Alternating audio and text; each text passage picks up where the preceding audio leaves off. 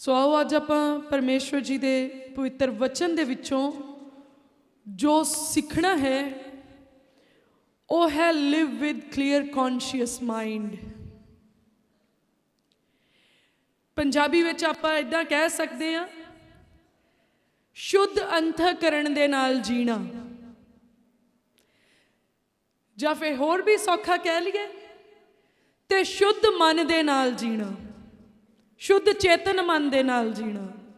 Hallelujah. मनुख नूं ओदी कॉन्शियसनैस चलाउंदी आ, ओदी चेतना चलाउंदी आ।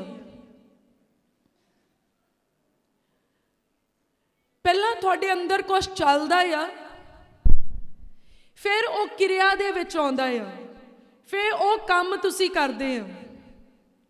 पहला वो तुहाडे दिमाग दे विच चलदा आ, फिर तुहाडे शरीर दे कम्मां दे राहीं एक्टिविटी दे विच आउंदा आ। जदों वो दिमाग दे विच चलदा आ उहनूं आपां कॉन्शियस कहंदे आ। और परमेश्वर दा वचन कॉन्शियसनैस दे बारे विच, चेतना दे बारे विच बहुत गंभीरता दे नाल सानूं सिखाउंदा है। और मेरे ख्याल दे विच संत पौलुस जी ने चेतना दे बारे विच, अंतःकरण दे बारे विच सब तो वध टीचिंग दित्ती है पवित्र बाइबल दे विच। और पवित्र वचन सानू इदां दसदा आ कि हर मनुख दा अंतःकरण शुद्ध होना चाहिदा आ, ओदी चेतना सही होनी चाहिदी आ, ओ क्लीयर कॉन्शियस माइंड होना चाहिदा आ। क्योंकि जेकर असी शुद्ध मन नहीं आ, साडा अंतःकरण शुद्ध नहीं आ,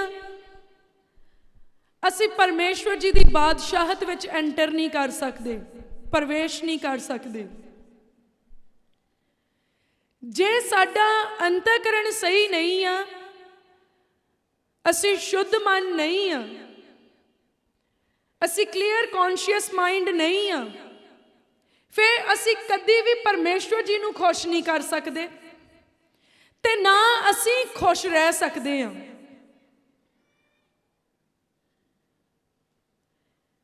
जे साडा अंतःकरण शुद्ध नहीं आ, जिहड़ी अंदरली चीज सानू चलाउंदी आ, अगर वो सही नहीं आ, असी छुटकारा प्राप्त नहीं कर सकते, असी चंगियाई प्राप्त नहीं कर सकते। इसलिए साडे अंतःकरण दा शुद्ध होना बहुत ज़्यादा जरूरी है। बहुत बारी आपां बहुत जबरदस्त मेहनत कर रहे हुंदे आ, हार्ड वर्क दे विच हुंदे आ, गुड एफर्ट्स ला रहे हुंदे आ, पर फिर भी रिजल्ट नहीं मिलता, उहदा नतीजा नहीं आउंदा उस मेहनत दा। जिद्दां वर्त रखना, लंबे समय तक प्रार्थना करनी, रैगूलर चर्च दे विच आउणा, निरंतर परमेश्वर जी दे वचन नूं पढ़दे रहना, पर फिर भी उस नतीजे नूं प्राप्त करन तो वांझे रह जाना जिन्नूं तुसीं प्राप्त करना चाहुंदे आ। ओहदा मुख कारण आ अंतःकरण दा शुद्ध ना होना, क्लीयर कॉन्शियस माइंड ना होना, मन का शुद्ध ना होना। और अंतःकरण की आ, शुद्ध अंतःकरण की आ, ਇਹਦਾ मतलब आ मन का साफ होना, सोच का सही होना, सच्चाई नूं फॉलो करना, बुराई तो पीछे रहना। फिर तो आप रिपीट कर सकते हैं, शुद्ध अंतःकरण की आ, मन का साफ होना, सच्चाई नूं फॉलो करना, ਪਾਪ ਤੋਂ ਪਿੱਛੇ ਰਹਿਣਾ, ਭਾਵ ਚੰਗਿਆਈ ਦੇ ਅਨੁਸਾਰ ਜੀਣਾ, ਸਹੀ ਸੋਚਾਂ ਦੇ ਨਾਲ ਚੱਲਣਾ, ਔਰ ਹਰੇਕ ਚੰਗੇ ਕੰਮ ਦੇ ਬਾਰੇ ਵਿੱਚ ਸੋਚਣਾ, ਚੰਗੇ ਤਰੀਕੇ ਨਾਲ ਸੋਚਣਾ, ਚੰਗਾ ਸੋਚਣਾ, ਚੰਗਾ ਬੋਲਣਾ, ਚੰਗਾ ਰਹਿਣਾ। ਇਹ ਆ ਸ਼ੁੱਧ ਅੰਤःਕਰਨ। ਔਰ ਇਹ ਸਾਰਾ ਕੰਮ ਤੁਹਾਡਾ ਮਨ ਕਰਦਾ ਆ। ਅੰਤःਕਰਨ ਦੇ ਸ਼ੁੱਧ ਕਰਨ ਦੇ ਲਈ ਤੁਹਾਨੂੰ ਕੋਈ ਬਹੁਤ ਮਹਿੰਗੇ ਸੋਡੇ ਜਾਂ ਸਾਬਣ ਦੀ ਜ਼ਰੂਰਤ ਨਹੀਂ ਆ, ਕਿਸੇ ਕੈਮੀਕਲ ਦੀ ਜ਼ਰੂਰਤ ਨਹੀਂ ਆ, ਕੋਈ ਇਹੋ ਜਿਹਾ ਕੈਮੀਕਲ ਨਹੀਂ ਆ ਜਿਹੜਾ ਸਾਡੀ ਕੌਨਸ਼ੀਅਸਨੈਸ ਨੂੰ ਕਲੀਨ ਕਰ ਸਕੇ, ਸਾਡੇ ਅੰਤःਕਰਨ ਨੂੰ ਸ਼ੁੱਧ ਕਰ ਸਕੇ, ਸਾਡੀ ਚੇਤਨਾ ਨੂੰ ਠੀਕ ਕਰ ਸਕੇ। ਪਰ ਸਿਰਫ ਇਹ ਤੁਹਾਡੇ ਹੱਥ ਵਿੱਚ ਦਿੱਤਾ ਆ ਪਰਮੇਸ਼ਵਰ ਜੀ ਨੇ। ਇਹ ਤੁਹਾਡੇ ਉੱਤੇ ਨਿਰਭਰ ਕਰਦਾ ਆ ਕਿ ਤੁਸੀਂ ਕਿੱਦਾਂ ਆਪਣੇ ਅੰਦਰਲੇ ਸਿਸਟਮ ਨੂੰ ਸ਼ੁੱਧ ਰੱਖਦੇ ਆ, ਔਰ ਉਹਨੂੰ ਸ਼ੁੱਧ ਰੱਖ ਕੇ ਕਿੱਦਾਂ ਤੁਸੀਂ ਆਪਣੀ ਚੰਗਿਆਈ ਨੂੰ ਗ੍ਰਹਿਣ ਕਰਦੇ ਆ, ਕਿੱਦਾਂ ਤੁਸੀਂ ਆਪਣੀ ਬਰਕਤ ਨੂੰ ਗ੍ਰਹਿਣ ਕਰਦੇ ਆ, ਕਿੱਦਾਂ ਤੁਸੀਂ ਆਪਣੀ ਆਜ਼ਾਦੀ ਨੂੰ ਲੈਂਦੇ ਆ, ਔਰ ਕਿੱਦਾਂ ਤੁਸੀਂ ਪਰਮੇਸ਼ਵਰ ਦੀ ਕਿੰਗਡਮ ਦੇ ਵਿੱਚ ਐਂਟਰ ਕਰਦੇ ਹੋ, ਉਹਦੀ ਬਾਦਸ਼ਾਹਤ 'ਚ ਪ੍ਰਵੇਸ਼ ਕਰਦੇ ਹੋ।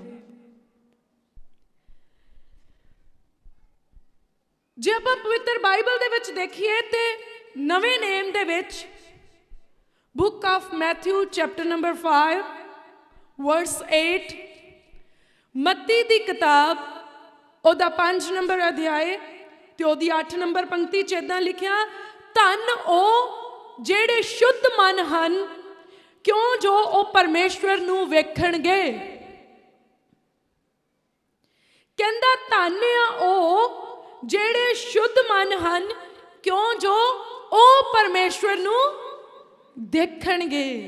ਜਿੱਦਾਂ ਆਪਾਂ ਪਹਿਲਾਂ ਗੱਲ ਕੀਤੀ ਸੀ, ਕਈ ਵਾਰੀ ਅਸੀਂ ਹਾਰਡ ਵਰਕ ਕਰਦੇ ਆ ਪਰ ਉਹਦਾ ਚੰਗਾ ਨਤੀਜਾ ਪ੍ਰਾਪਤ ਨਹੀਂ ਕਰ ਪਾਉਂਦੇ। ਉਹਦਾ ਰੀਜ਼ਨ ਕੀ ਆ? ਅਸੀਂ ਪ੍ਰਾਰਥਨਾ ਤਾਂ ਕਰਦੇ ਆ ਪਰ ਮਨ ਦੀ ਸ਼ੁੱਧਤਾ ਵੱਲ ਖਿਆਲ ਨਹੀਂ ਕਰਦੇ, ਮਨ ਦੀ ਸਫਾਈ ਨਹੀਂ ਕਰਦੇ। ਅਸੀਂ ਚਰਚ ਨੂੰ ਤਾਂ ਆਉਂਦੇ ਆ ਪਰ ਮਨ ਦਾ ਸੁਧਾਰ ਨਹੀਂ ਕਰਦੇ। ਅਸੀਂ ਵਰਤ ਤਾਂ ਰੱਖਦੇ ਆ ਪਰ ਮਨ ਨੂੰ ਬੁਰਾਈ ਕਰਨ ਤੋਂ ਨਹੀਂ ਰੋਕਦੇ। ਅਸੀਂ ਇਸ ਮੂੰਹ ਦੇ ਨਾਲ ਪਰਮੇਸ਼ਵਰ ਜੀ ਦੀ ਮਹਿਮਾ ਤਾਂ ਕਰਦੇ ਆ ਪਰ ਇਸ ਮੂੰਹ ਤੋਂ ਫਿਟਕਾਰ ਦੇਣਾ ਬੰਦ ਨਹੀਂ ਕਰਦੇ, ਕਿਸੇ ਦੇ ਲਈ ਗਲਤ ਬੋਲਣਾ ਬੰਦ ਨਹੀਂ ਕਰਦੇ, ਬਦਦੁਆ ਦੇਣੀ ਬੰਦ ਨਹੀਂ ਕਰਦੇ, ਨੌਨਸੈਂਸ ਵਰਡ ਨੂੰ ਜਿਹੜਾ ਆ ਉਹ ਕੰਟਰੋਲ ਨਹੀਂ ਕਰਦੇ। ਇਸ ਲਈ ਅਸੀਂ ਚੰਗੀ ਮਿਹਨਤ ਕਰਨ ਦੇ ਬਾਵਜੂਦ ਵੀ ਚੰਗੇ ਫਲ ਨੂੰ ਪ੍ਰਾਪਤ ਨਹੀਂ ਕਰ ਪਾਉਂਦੇ। ਪਰ ਜੇ ਸਾਡਾ ਮਨ ਸ਼ੁੱਧ ਹੋ ਜਾਏ, ਸਾਡੀ ਕੌਨਸ਼ੀਅਸਨੈਸ ਕਲੀਅਰ ਹੋ ਜਾਏ, ਅੰਤःਕਰਨ ਸ਼ੁੱਧ ਹੋ ਜਾਏ, ਤਾਂ ਫਿਰ ਸਾਡੀ ਕੀਤੀ ਹੋਈ ਮਿਹਨਤ ਜਿਹੜੀ ਅਸੀਂ ਮਸੀਹ ਵਿੱਚ ਕਰਦੇ ਹਾਂ, ਪਰਮੇਸ਼ਵਰ ਜੀ ਦੇ ਵਿੱਚ ਕਰਦੇ ਹਾਂ, ਉਹ ਇੱਕ ਚੰਗੀ ਫਸਲ ਲੈ ਕੇ ਆਉਂਦੀ ਆ, ਚੰਗਾ ਫਲ ਲੈ ਕੇ ਆਉਂਦੀ ਆ, ਚੰਗਾ ਨਤੀਜਾ ਲੈ ਕੇ ਆਉਂਦੀ ਆ। ਹਾਲੇਲੂਇਆ। ਮਨ ਦਾ ਸ਼ੁੱਧ ਹੋਣਾ ਬਹੁਤ ਜ਼ਰੂਰੀ ਆ। ਆਓ ਆਪਾਂ ਪਰਮੇਸ਼ਵਰ ਜੀ ਦੇ ਵਚਨ ਦੇ ਵਿੱਚੋਂ ਅੱਗੇ ਦੇਖਦੇ ਹਾਂ। ਆਪਾਂ ਦੇਖਦੇ ਹਾਂ ਪਹਿਲਾ ਤਿਮੋਥੀਅਸ ਉਹਦਾ 1 ਨੰਬਰ ਅਧਿਆਇ ਤੇ ਉਹਦੀ 18 ਨੰਬਰ ਤੇ 19 ਨੰਬਰ ਪੰਕਤੀ 'ਚ ਦੇਖਾਂਗੇ। ਇੱਦਾਂ ਲਿਖਿਆ ਆ, ਕਹਿੰਦਾ, ਹੇ ਪੁੱਤਰ ਤਿਮੋਥੀਅਸ, ਮੈਂ ਉਹਨਾਂ ਅਗੰਮ ਵਾਕਾਂ ਦੇ ਅਨੁਸਾਰ ਜਿਹੜੇ ਅੱਗੋਂ ਤੇਰੇ ਵਿਖੇ ਕੀਤੇ ਗਏ ਹਨ, ਤੈਨੂੰ ਇਹ ਹੁਕਮ ਦਿੰਦਾ ਹਾਂ ਭਈ ਤੂੰ ਉਹਨਾਂ ਦੇ ਸਹਾਰੇ ਅੱਛੀ ਲੜਾਈ ਲੜੀ ਅਤੇ ਨੇਚਾ ਅਤੇ ਸ਼ੁੱਧ ਅੰਤःਕਰਨ ਨੂੰ ਤਕੜਿਆਂ ਰੱਖੀ, ਜਿਹਨੂੰ ਕਈਆਂ ਨੇ ਛੱਡ ਕੇ ਨੇਚਾ ਦੀ ਬੇੜੀ ਡੋਬ ਦਿੱਤੀ। ਇੱਥੇ ਪਰਮੇਸ਼ਵਰ ਦਾ ਦਾਸ ਤਿਮੋਥੀਅਸ ਨੂੰ ਸਿੱਖਿਆ ਦੇ ਰਿਹਾ ਆ ਔਰ ਕਹਿ ਰਿਹਾ ਆ, ਉਹ ਅਗੰਮ ਵਾਕ ਜਿਹੜੇ ਪਹਿਲਾਂ ਹੀ ਕੀਤੇ ਹੋਏ ਆ, ਕਹਿੰਦਾ ਮੈਂ ਤੈਨੂੰ ਕਮਾਂਡ ਕਰਦਾ ਆ, ਮੈਂ ਤੈਨੂੰ ਹੁਕਮ ਦਿੰਦਾ ਆ, ਉਹਨਾਂ ਹੁਕਮਾਂ ਦੇ ਸਹਾਰੇ, ਉਹਨਾਂ ਅਗੰਮ ਵਾਕਾਂ ਦੇ ਸਹਾਰੇ, ਉਹਨਾਂ ਵਚਨਾਂ ਦੇ ਸਹਾਰੇ ਇੱਕ ਚੰਗੀ ਲੜਾਈ ਲੜੀ। ਇਹਦਾ ਮਤਲਬ ਲੜਾਈਆਂ ਦੋ ਤਰ੍ਹਾਂ ਦੀਆਂ ਆ, ਇੱਕ ਲੜਾਈ ਚੰਗੀ ਆ, ਇੱਕ ਲੜਾਈ ਮਾੜੀ ਆ। ਇੱਥੇ ਕਹਿੰਦਾ ਪਰਮੇਸ਼ਵਰ ਦੇ ਵਚਨਾਂ ਦੇ ਸਹਾਰੇ ਦੇ ਨਾਲ, ਪਰਮੇਸ਼ਵਰ ਦੀ ਬਾਣੀ ਦੇ ਸਹਾਰੇ ਦੇ ਨਾਲ ਇੱਕ ਚੰਗੀ ਲੜਾਈ ਲੜੀ। ਇਹ ਕਿਹੜੀ ਲੜਾਈ ਆ? ਜਿਹਦੇ ਬਾਰੇ ਵਿੱਚ ਪਵਿੱਤਰ ਵਚਨ ਦੇ ਵਿੱਚ ਲਿਖਿਆ, ਸਾਡੀ ਲੜਾਈ ਲਹੂ ਅਤੇ ਮਾਸ ਦੇ ਨਾਲ ਨਹੀਂ, ਪਰ ਅੰਧਕੋੜ ਦੀ ਦੁਨੀਆ ਦੇ ਮਹਾਰਾਜਿਆਂ ਦੇ ਨਾਲ ਆ। ਉਸ ਲੜਾਈ ਦੇ ਵਿਖੇ ਚ ਆ। ਔਰ ਕਹਿੰਦਾ ਤੂੰ ਇਹ ਲੜਾਈ ਕਿਹੜੇ ਸਹਾਰੇ ਦੇ ਨਾਲ ਲੜਨੀ ਆ? ਪਰਮੇਸ਼ਵਰ ਦੇ ਅਗੰਮ ਵਾਕਾਂ ਦੇ ਸਹਾਰੇ ਦੇ ਨਾਲ, ਪਰਮੇਸ਼ਵਰ ਦੀ ਬਾਣੀ ਦੇ ਸਹਾਰੇ ਦੇ ਨਾਲ। ਪਰਮੇਸ਼ਵਰ ਨੇ ਜਿਹੜਾ ਤਰੀਕਾ ਤੈਨੂੰ ਆਪਣੇ ਵਚਨਾਂ ਦੇ ਰਾਹੀਂ ਦਿੱਤਾ, ਉਹਦੇ ਨਾਲ ਇੱਕ ਚੰਗੀ ਲੜਾਈ ਲੜੀ। ਤੇ ਨਾਲੇ ਇਸ ਲੜਾਈ ਦੇ ਨਾਲ ਤੂੰ ਕਹਿੰਦਾ ਕੀ ਕਰੀ? ਨੇਚਾ ਅਤੇ ਸ਼ੁੱਧ ਅੰਤःਕਰਣ ਨੂੰ ਤਕੜਿਆਂ ਰੱਖੀ। ਕਹਿੰਦਾ ਆਪਣੀ ਨੇਚਾ ਦੇ ਵਿੱਚ ਮਜ਼ਬੂਤ ਰਵੀ ਤੇ ਕਲੀਅਰ ਕੌਨਸ਼ੀਅਸ ਦੇ ਵਿੱਚ ਰਹੀਂ, ਸ਼ੁੱਧ ਮਨ ਰਹੀ, ਆਪਣੀ ਚੇਤਨਾ ਨੂੰ ਸਹੀ ਰੱਖੀ। ਇਹ ਨਾ ਹੋਵੇ ਬਿਪਤਾ ਦੇਖ ਕੇ ਤੇਰੀ ਨੇਚਾ ਕਮਜ਼ੋਰ ਹੋ ਜਾਵੇ ਤੇ ਕੋਈ ਭੋਗ ਵਿਲਾਸ ਦੇਖ ਕੇ ਤੇਰੀ ਚੇਤਨਾ ਵਿਗੜ ਜਾਏ। ਪਰ ਕਹਿੰਦਾ ਇਹਨਾਂ ਦੋਹਾਂ ਚੀਜ਼ਾਂ ਵਿੱਚ ਤਕੜਾ ਰਵੀ। ਕਹਿੰਦਾ ਜਿਹਨੂੰ ਕਈਆਂ ਨੇ ਛੱਡ ਕੇ ਨੇਚਾ ਦੀ ਬੇੜੀ ਡੋਬ ਦਿੱਤੀ, ਕਹਿੰਦਾ ਕਈਆਂ ਨੇ ਸ਼ੁੱਧ ਅੰਤःਕਰਣ ਨੂੰ ਛੱਡ ਕੇ, ਮਜ਼ਬੂਤ ਨੇਚਾ ਨੂੰ ਛੱਡ ਕੇ, ਕਹਿੰਦਾ ਬੇੜੀ ਡੋਬ ਦਿੱਤੀ ਆ। ਉਹਨਾਂ ਨੇ ਆਪਣਾ ਕੰਮ ਖਰਾਬ ਕਰ ਲਿਆ ਆ, ਉਹਨਾਂ ਨੇ ਆਪਣਾ ਚੰਗਾ ਨਤੀਜਾ ਗਵਾ ਲਿਆ ਆ। ਹੁਣ ਇੱਥੇ ਪਰਮੇਸ਼ਵਰ ਦਾ ਇੱਕ ਦਾਸ, ਸੀਨੀਅਰ ਦਾਸ, ਇੱਕ ਜੂਨੀਅਰ ਨੂੰ, ਆਪਣੇ ਤੋਂ ਜੂਨੀਅਰ ਨੂੰ ਸਿਖਾ ਰਿਹਾ ਆ ਕਿ ਨੇਚਾ ਮਜ਼ਬੂਤ ਰੱਖੀ, ਪਰਮੇਸ਼ਵਰ ਦੀ ਬਾਣੀ ਉੱਤੇ ਰੱਖੀ, ਪਰਮੇਸ਼ਵਰ ਦੇ ਵਾਅਦਿਆਂ ਉੱਤੇ ਰੱਖੀ, ਉਹਦੇ ਕੀਤੇ ਹੋਏ ਅਗੰਮ ਵਾਕਾਂ ਦੇ ਅਨੁਸਾਰ ਚੱਲੀ, ਔਰ ਆਪਣੇ ਅੰਦਰ ਨੂੰ ਸ਼ੁੱਧ ਰੱਖੀ, ਆਪਣੀਆਂ ਸੋਚਾਂ ਨੂੰ ਸ਼ੁੱਧ ਰੱਖੀ, ਆਪਣੇ ਖਿਆਲਾਂ ਨੂੰ ਸ਼ੁੱਧ ਰੱਖੀ। ਕਿਉਂਕਿ ਸਾਡਾ ਅਸਲੀ ਰੂਪ ਸਾਡੀਆਂ ਸੋਚਾਂ ਦੇ ਅਨੁਸਾਰ ਬਣਦਾ ਆ।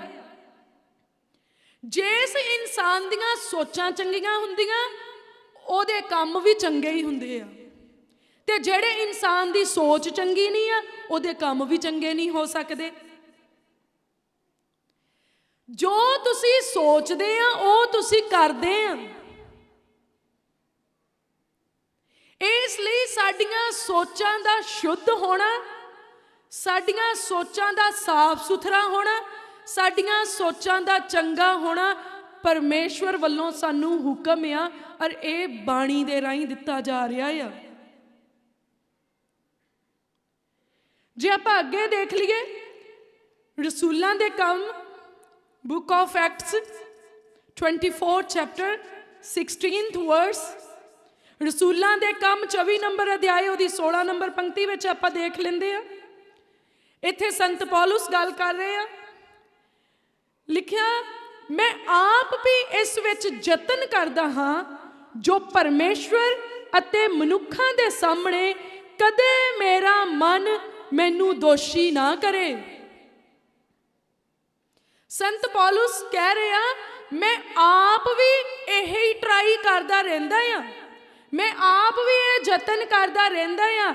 If you read English Bible ਤੇ ਉੱਥੇ ਲਿਖਿਆ ਆ, I always take pains।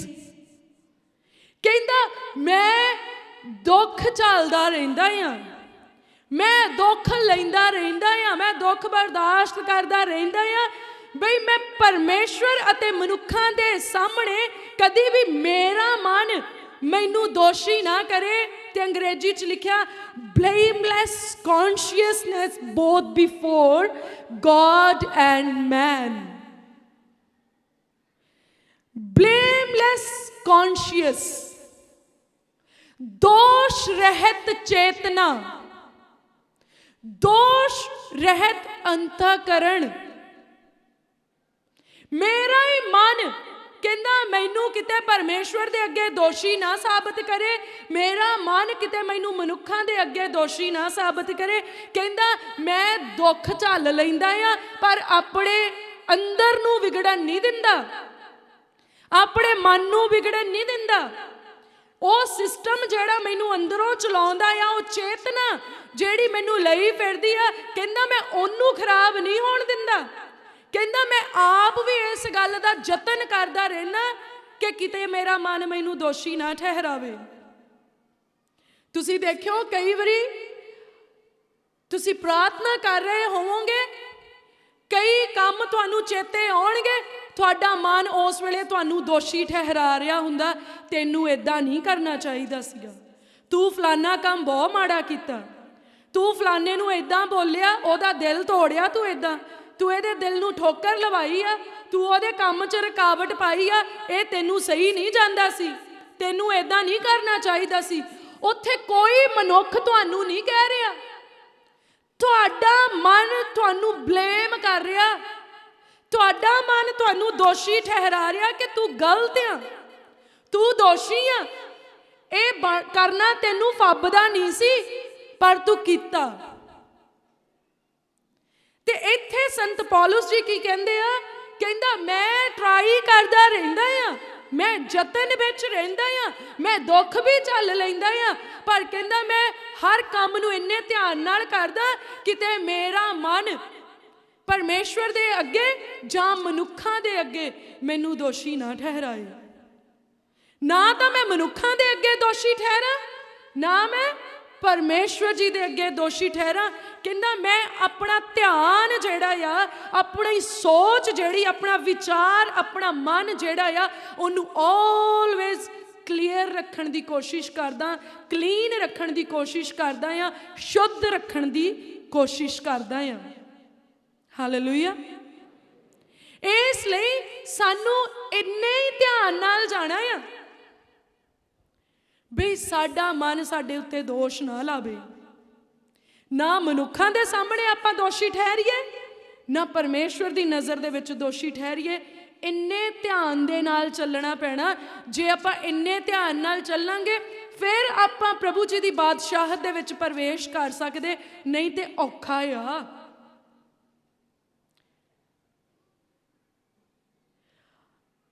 ਆਪਾਂ ਦੇਖ ਲੈਂਦੇ ਆ ਪਵਿੱਤਰ ਬਾਈਬਲ ਦੇ ਵਿੱਚ ਜ਼ਬੂਰਾਂ ਦੀ ਕਿਤਾਬ ਉਹਦਾ 24 ਨੰਬਰ ਅਧਿਆਏ ਉਹਦੀ 3, 4, 5 ਦੇ ਵਿੱਚ ਇਦਾਂ ਲਿਖਿਆ ਆ,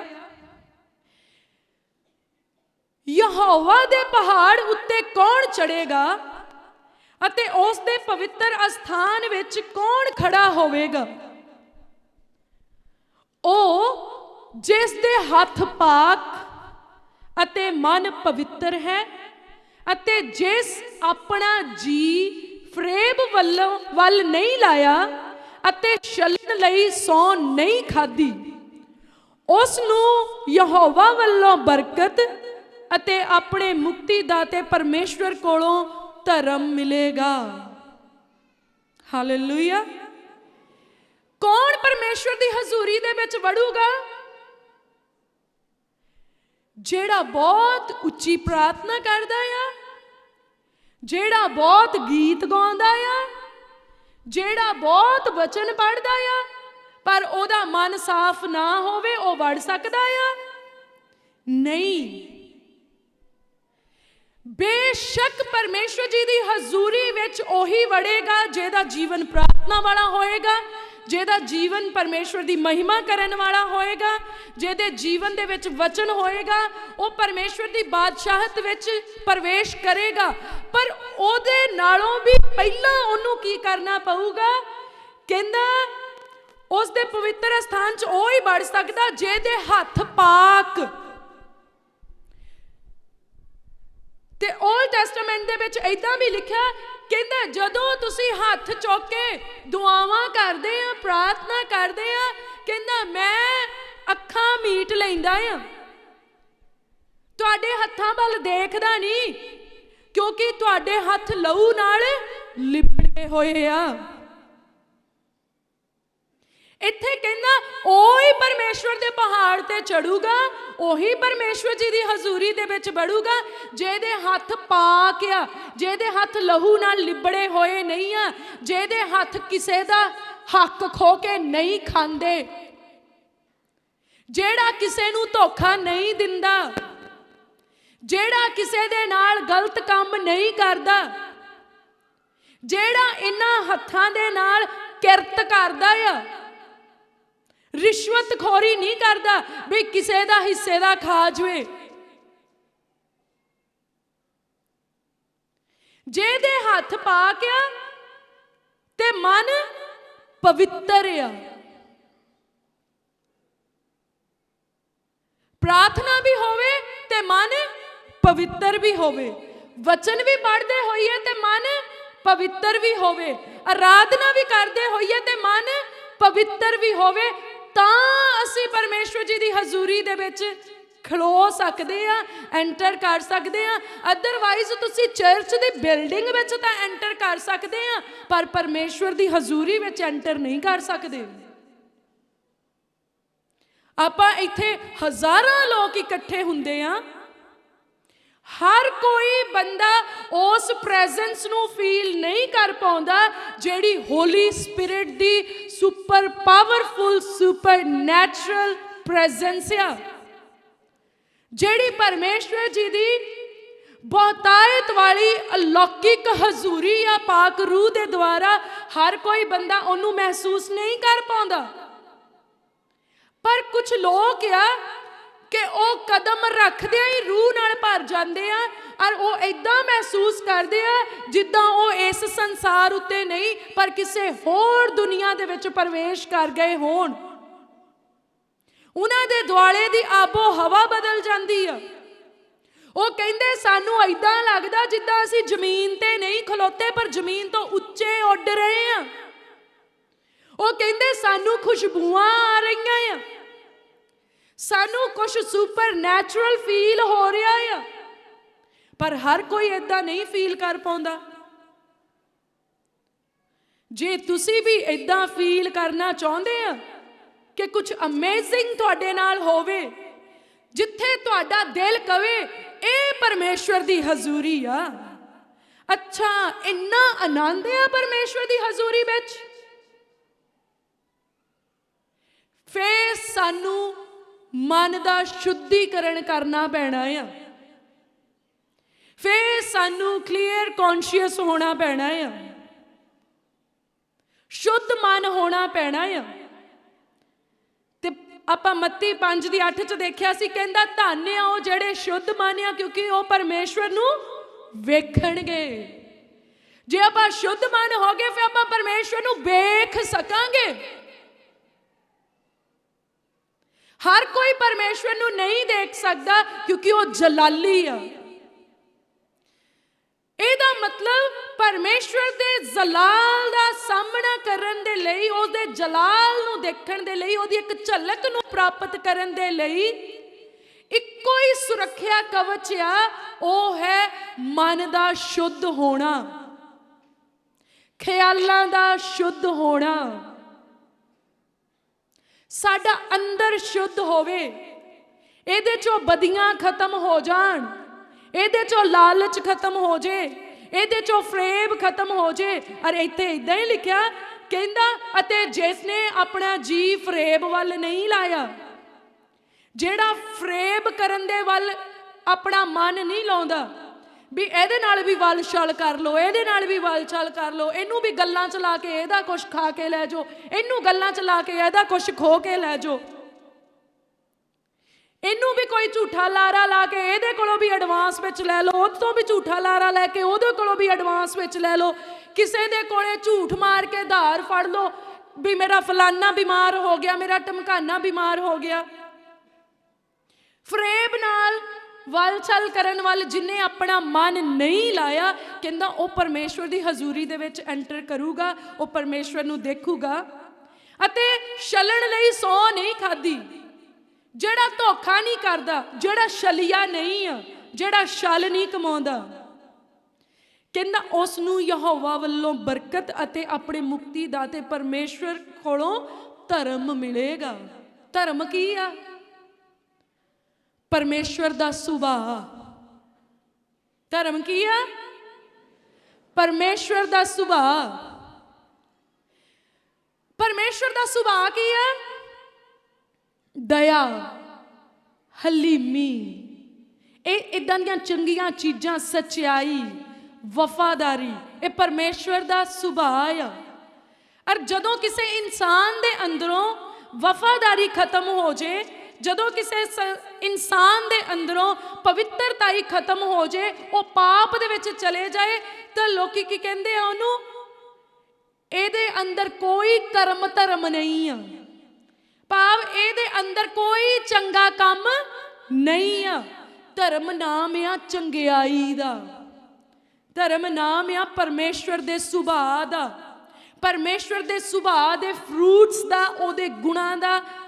ਉਹਨੂੰ एक संग्रह ਨੂੰ जे इकट्ठा कर दईए तो ਉਹਨੂੰ ਕਹਿੰਦੇ ਆ धर्म।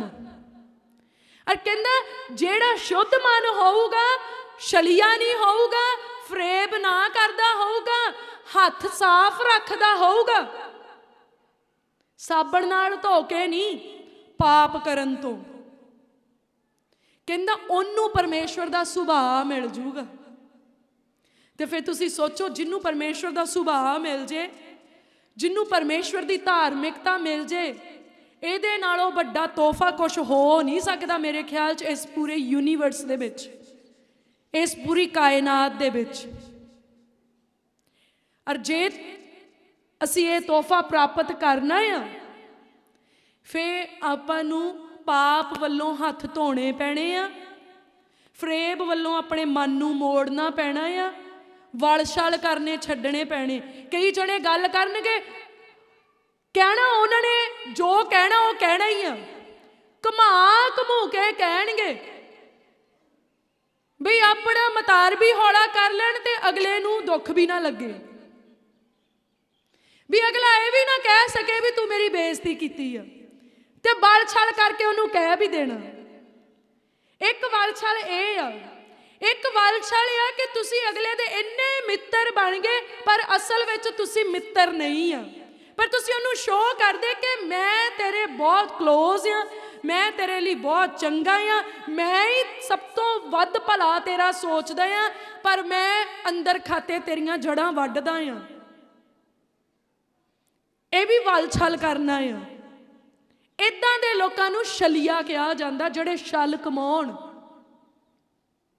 और अगर इहो जिहा इंसान ਜਿਹੜਾ ਕਿਸੇ ਨਾਲ ਇਦਾਂ ਸ਼ੋ करे कि मैं ਤੁਹਾਡਾ ਆਪਣਾ ਆ पर ਹੋਵੇ ਨਾ, मैं ਤੁਹਾਡਾ ਮਿੱਤਰ ਆ पर ਅਸਲ ਵਿੱਚ ਵੈਰੀ ਹੋਵੇ, ਸ਼ੋ करे कि मैं ਤੇਰੇ ਫਾਇਦੇ ਲਈ ਕੰਮ ਕਰਦਾ ਆ पर ਉਹਦਾ ਨੁਕਸਾਨ ਕਰ ਰਿਹਾ ਹੋਵੇ, ਉਹ ਭਾਵੇਂ ਹਰ ਹਫਤੇ ਚਰਚ ਨੂੰ ਆਵੇ, ਉਹ ਹਫਤੇ 'ਚ ਭਾਵੇਂ 7 ਦਿਨ ਰੋਜ਼ੇ ਰੱਖ ਲਵੇ, ਉਹ ਪਰਮੇਸ਼ਵਰ ਦੀ ਹਜ਼ੂਰੀ ਦੇ ਵਿੱਚ ਨਾ ਤਾਂ ਪ੍ਰਵੇਸ਼ ਕਰ ਸਕਦਾ, ਨਾ ਹਜ਼ੂਰੀ ਨੂੰ ਕਦੀ ਮਹਿਸੂਸ ਹੀ ਕਰ ਸਕਦਾ।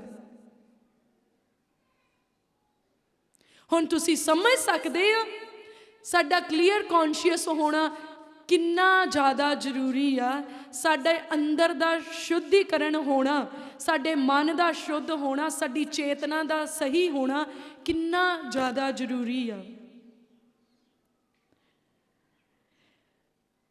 जे आपां पवित्र बाइबल दे विच देखिए एलिया अते अलीशा दी स्टोरी दे बारे विच, ਜਿਹੜਾ क्लीयर कॉन्शियस परसन ਹੁੰਦਾ ਆ, ਜਿਹੜਾ सही चेतना ਰੱਖਦਾ ਆ, ਜਿਹੜਾ ਦਿਮਾਗ सही ਸੋਚਦਾ ਆ, ਜਿਹਦੇ ਮਨ ਦੇ ਅੰਦਰ सही ਵਿਚਾਰ ਚੱਲਦੇ ਆ, ਤੁਹਾਨੂੰ ਪਤਾ ਉਹਦੀ ਸੋਚ ਸਧਾਰਨ ਨਹੀਂ ਹੁੰਦੀ, ਉਹਦੇ ਕੰਮ ਵੀ ਸਧਾਰਨ ਨਹੀਂ ਹੁੰਦੇ,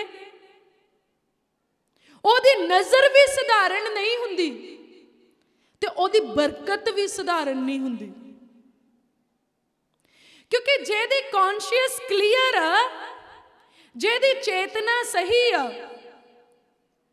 ਜਦੋਂ ਕੋਈ ਜਣਾ ਉਹਦੇ ਨਾਲ ਗੱਲ ਕਰਦਾ ਆ, ਉਹ ਉਸ ਗੱਲ ਨੂੰ ਕਦੀ ਪੁੱਠਿਆਂ ਨਹੀਂ ਪਾਉਂਦਾ, ਉਸ ਗੱਲ ਨੂੰ ਉਸ ਗੱਲ ਦੇ ਅੱਖਰਾਂ ਦੇ ਹਿਸਾਬ ਨਾਲ ਉਹਦਾ ਮਤਲਬ ਨਹੀਂ ਕੱਢਦਾ, ਪਰ ਉਹ ਉਸ ਗੱਲ ਨੂੰ ਸੁਣਦਾ ਆ ਔਰ ਉਸ ਗੱਲ ਦੇ ਪਿੱਛੇ ਦਾ ਕਾਰਨ ਕੀ ਆ, ਉਹ ਉਸ ਕਾਰਨ ਵੱਲ ਨੂੰ ਧਿਆਨ ਦਿੰਦਾ ਆ। ਕਿ ਅਗਰ ਇਸ ਮਨੁੱਖ ਨੇ ਮੈਨੂੰ ਕਿਹਾ ਤੂੰ ਝੂਠਾ ਆ, ਫਰਜ਼ ਰੱਖ ਲਓ ਕੋਈ ਬੰਦਾ ਕਹੇ ਕਿ ਤੂੰ ਬਹੁਤ ਝੂਠਾ ਆ, ਇੱਕ ਸਧਾਰਨ ਕੌਨਸ਼ੀਅਸ ਵਾਲਾ ਪਰਸਨ, ਇੱਕ ਸਧਾਰਨ ਚੇਤਨਾ ਵਾਲਾ ਇਨਸਾਨ, ਉਹਨੇ ਕਹਿਣਾ ਜਾ ਜੇ ਤੂੰ ਮੈਨੂੰ ਝੂਠਾ ਕਹਿੰਦਾ ਲੱਭ ਲਾ ਜਿਹੜਾ ਤੈਨੂੰ ਸੱਚਾ ਲੱਭਦਾ, ਫਿਰ ਮੈਂ ਨਹੀਂ ਤੇਰੇ ਨਾਲ ਬੋਲਣਾ। ਉਹਨੇ ਰੁੱਸ ਜਾਣਾ ਆ। ਇੱਕ ਕਲੀਅਰ ਕੌਨਸ਼ੀਅਸ ਮਾਈਂਡ ਜਿਹੜਾ ਬੰਦਾ ਆ, ਸਹੀ ਚੇਤਨਾ ਰੱਖਣ ਵਾਲਾ ਜਿਹੜਾ ਬੰਦਾ ਆ, ਜਦੋਂ ਉਹਨੂੰ ਕਿਸੇ ਨੇ ਕਹਿਣਾ ਤੂੰ ਬਹੁਤ ਝੂਠਾ ਆ, ਹੋ ਸਕਦਾ ਉਹ ਉਹਨੂੰ ਕੋਈ ਜਵਾਬ ਨਾ ਦੇਵੇ, ਪਰ ਉਹਨੇ ਸਰਚ ਕਰਨਾ ਆਪਣੀ ਲਾਈਫ ਦੇ ਵਿੱਚ, ਮੇਰੇ ਕਿਹੜੇ ਕੰਮ ਤੋਂ ਇਹਨੂੰ ਇਦਾਂ ਲੱਗਾ ਵੀ ਮੈਂ ਝੂਠਾ ਆ, ਕਿੱਥੇ ਮੇਰੀ ਜ਼ਿੰਦਗੀ ਦੇ ਵਿੱਚ ਇਹਨੂੰ ਨਜ਼ਰ ਆਇਆ ਕਿ ਮੈਂ ਝੂਠਾ ਆ, ਮੈਂ ਕੀ ਇਹੋ ਜਿਹੀ ਗੱਲ ਕੀਤੀ ਕਿ ਇਹਨੂੰ ਲੱਗਾ। ਉਹ ਪੁੱਛੂਗਾ ਉਹਨੂੰ ਮੌਕਾ ਮਿਲਣ ਤੇ ਕਿ ਪਲੀਜ਼ ਮੈਨੂੰ ਦੱਸ ਤਾਂ ਸਹੀ ਬਈ ਤੈਨੂੰ ਕਿਹੜੀ ਗੱਲ ਤੋਂ ਲੱਗਾ ਆ, ਔਰ ਫਿਰ ਉਹਨੂੰ ਉਹ ਕਲੀਅਰ ਕਰਨ ਦੀ ਕੋਸ਼ਿਸ਼ ਕਰੂਗਾ। ਇੱਕ ਕਲੀਅਰ ਕੌਨਸ਼ੀਅਸ ਮਾਈਂਡ ਵਾਲਾ ਜਿਹੜਾ ਬੰਦਾ ਸਿਰਫ ਉਹ ਹੀ ਕਰ ਸਕਦਾ, ਹਰ ਕੋਈ ਨਹੀਂ ਕਰ ਸਕਦਾ। ਇਸੇ ਤਰ੍ਹਾਂ ਦੀਆਂ ਹੋਰ ਬਹੁਤ ਸਾਰੀਆਂ ਚੀਜ਼ਾਂ ਆ ਜਿਹੜੀਆਂ ਸਿਰਫ ਕਲੀਅਰ ਕੌਨਸ਼ੀਅਸ ਵਾਲਾ ਕਰ ਸਕਦਾ ਆ। ਔਰ ਮੈਂ ਪਵਿੱਤਰ ਬਾਈਬਲ ਦੇ ਵਿੱਚ ਇੱਕ ਕਲੀਅਰ ਕੌਨਸ਼ੀਅਸ ਪਰਸਨ ਦੇਖਿਆ, ਅਲੀਸ਼ਾ। ਪ੍ਰਭੂ ਦੇ ਸਾਰੇ ਚੇਲੇ ਕਲੀਅਰ ਕੌਨਸ਼ੀਅਸ ਸੀਗੇ, ਤਾਂ ਹੀ ਉਹਨਾਂ ਨੇ ਪਰਮੇਸ਼ਵਰ ਦੇ ਪੁੱਤਰ ਦੇ ਕੋਲੋਂ ਉਹ ਸਾਮਰਥ ਪ੍ਰਾਪਤ ਕੀਤੀ ਔਰ ਵੱਡੇ ਵੱਡੇ ਕੰਮ ਕੀਤੇ। ਔਰ ਅੱਜ ਉਹਨਾਂ ਦੀ ਮਿਹਨਤ ਦੀ ਬਦੌਲਤ ਆਪਾਂ ਵੀ ਸਤਸੰਗ ਵਿੱਚ ਬੈਠੇ ਹਾਂ, ਔਰ ਪਰਮੇਸ਼ਵਰ ਦੇ ਉਸ ਚੁਣਾਵ ਦਾ ਕਰਕੇ ਜਿਹੜਾ ਪਰਮੇਸ਼ਵਰ ਨੇ ਸਾਡੀ ਜ਼ਿੰਦਗੀ ਦੇ ਵਿੱਚ ਕੀਤਾ, ਅੱਜ ਅਸੀਂ ਇੱਥੇ ਮੌਜੂਦ ਹਾਂ। ਪਰ ਸਾਡੇ ਬੈਠਣ ਦੇ ਪਿੱਛੇ ਬਹੁਤ ਵੱਡੀ ਮਿਹਨਤ ਆ ਪ੍ਰਭੂ ਯਿਸੂ ਮਸੀਹ ਜੀ ਦੇ ਚੇਲਿਆਂ ਦੀ ਔਰ ਉਹਨਾਂ ਦੀ ਕਲੀਅਰ ਕੌਨਸ਼ੀਅਸ ਦੀ। ਪਰ ਮੈਂ ਅਲੀਸ਼ਾ ਦੀ ਗੱਲ ਇਸ ਲਈ ਕਰਨ ਲੱਗੀ ਹਾਂ ਕਿਉਂਕਿ ਉਹ ਐਗਜ਼ਾਮਪਲ ਸਾਡੇ ਜੀਵਨ ਦੇ ਵਿੱਚ ਬੜੀ ਫਿੱਟ ਬੈਠਦੀ ਆ। ਕਈ ਵਾਰੀ ਆਪਾਂ ਕਲੀਸਿਆ ਆ, ਆਪਾਂ ਚਰਚ ਆ, ਕਿਸੇ ਨੂੰ ਕਹਿ ਦਿੱਤਾ ਜਾਂਦਾ ਆ ਕਿ ਜਾ ਚਲਿਆ ਜਾ, ਮੈਨੂੰ ਤੇਰੀ ਜ਼ਰੂਰਤ ਨਹੀਂ ਆ। ਉਹ ਬੰਦਾ ਰੁੱਸਦਾ ਆ, ਉਹ ਚਲਿਆ ਜਾਂਦਾ ਆ। ਕਈ ਵਾਰੀ ਉਹਨੂੰ ਹੋਰ ਕਿਸੇ ਤਰੀਕੇ ਦੇ ਨਾਲ ਟਰੀਟ ਕੀਤਾ ਜਾਂਦਾ ਆ, ਔਰ ਉਹ ਕਹਿੰਦਾ ਜੀ ਮੈਂ ਇੰਨੇ ਸਾਲ ਤੁਹਾਡੇ ਨਾਲ ਤੁਰਿਆ ਫਿਰਦਾ ਰਿਹਾ, ਮੈਂ ਆਹ ਕੀਤਾ, ਮੈਂ ਉਹ ਕੀਤਾ, ਮੈਂ ਇੱਥੇ ਗਿਆ, ਮੈਂ ਉੱਥੇ ਗਿਆ, ਤੁਸੀਂ ਮੇਰੇ ਨਾਲ ਇੱਦਾਂ ਕੀਤਾ, ਹੁਣ ਰੱਬ ਤੁਹਾਨੂੰ ਦੇਖੂ। ਤੁਹਾਨੂੰ ਪਤਾ ਇਹ ਕਲੀਅਰ ਕੌਨਸ਼ੀਅਸ ਦਾ ਆਨਸਰ ਨਹੀਂ ਆ। ਮੇਰੇ ਖਿਆਲ 'ਚ ਇਹ ਤਾਂ ਕੌਨਸ਼ੀਅਸ ਮਾਈਂਡ ਦੀ ਵੀ ਗੱਲ ਨਹੀਂ ਆ, ਕਲੀਅਰ ਕੌਨਸ਼ੀਅਸ ਤਾਂ ਗੱਲ ਹੀ ਬਹੁਤ ਦੂਰ ਦੀ ਆ।